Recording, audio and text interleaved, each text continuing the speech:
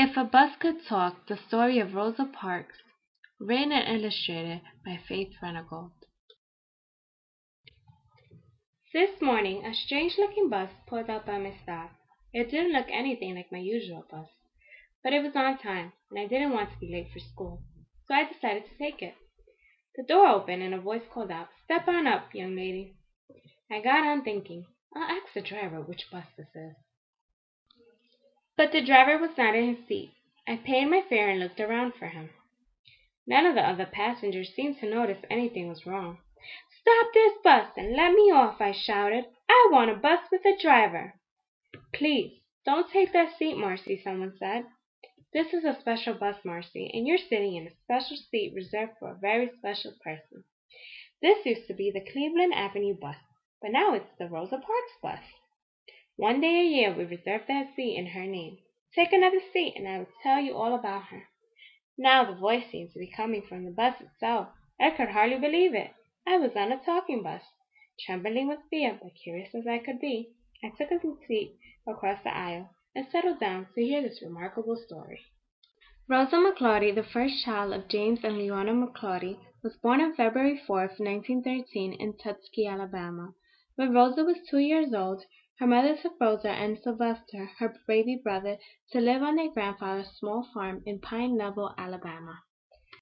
From Rosa's earliest childhood, she could remember scary nights when the Ku Klux Klan, a band of hateful white men dressed in white hooded robes, would ride past their farm shooting off rifles to frighten the black people. There were times when Rosa's family slept in their clothes so they could run if the Klan decided to burn their house down in the middle of the night. When Rosa was 6 years old, she went to school. When Rosa was 11, she went to Miss White's School for Girls in Montgomery, Alabama. Several years later, Rosa went on to high school at Alabama State Teachers College for Negroes. One day, on the way home from work, the bus driver told Rosa to get off and enter at the back of the bus after she had paid her fare. Then he drove off, leaving her in the streets. This was common practice then. It is no wonder that black people would often walk a mile or more to and from work rather than ride segregated buses. The buses were the worst form of segregation because black people could only sit in the back of the bus. If there were no whites in the middle section, blacks could sit there, but only if no white people were left standing. Black people couldn't sit in the same row with whites, even if there was an empty seat in that row. But then something good happened. Rosa married a nice man named Raymond Parks. Raymond Parks, a barber by trade, had been a longtime member of the National Association for the Advancement of Colored People. Miss Parks soon became a member, too. In no time she was appointed secretary of the Montgomery branch and could use her education to help her people. She also served as a youth leader and organized a citywide youth conference. One fateful day, December 1st, 1955, Miss Parks took this very bus home from work. The bus driver, whose name was James Blake, told Mrs. Parks to get up and give her seat to a white man. There were other black people sitting in the same section, and all of them would have to get up so that the white man could sit down.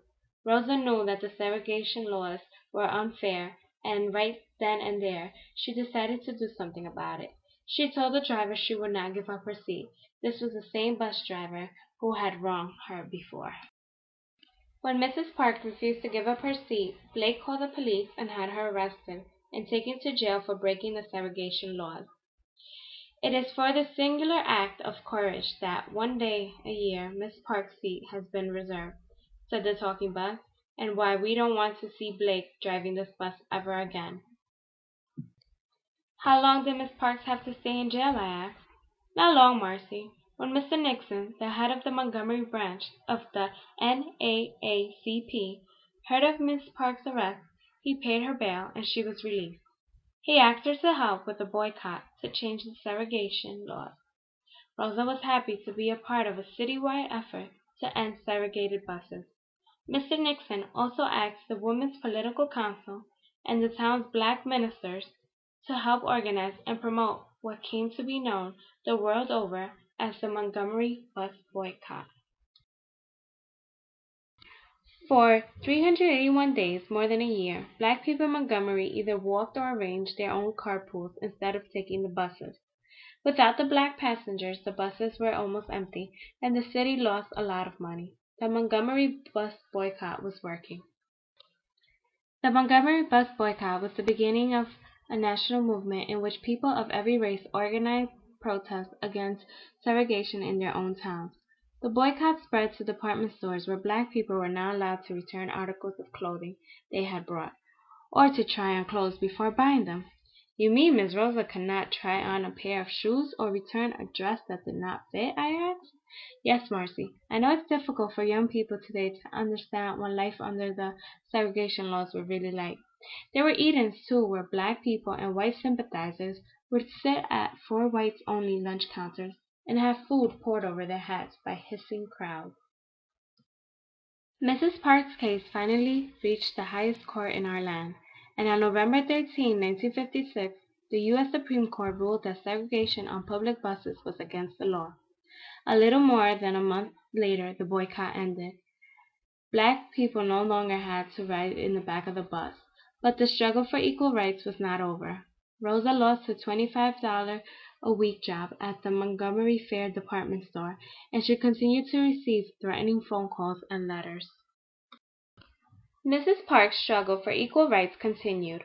On August 28, 1963, at Dr. King's March on Washington, Rosa Parks was honored with a Tribute to Women award by A. Phillips Randolph.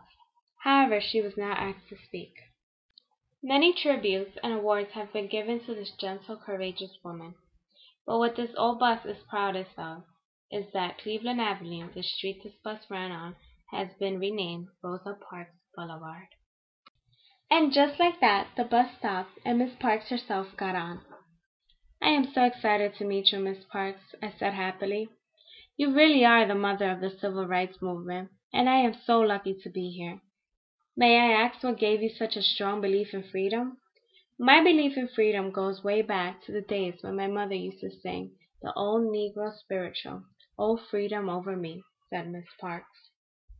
Happy birthday, Miss Parks, said the passengers, and may our dreams of freedom and equal opportunities for all people come true. We love you and we thank you for being the lady who, by sitting down, inspired people all over the world to stand up for freedom.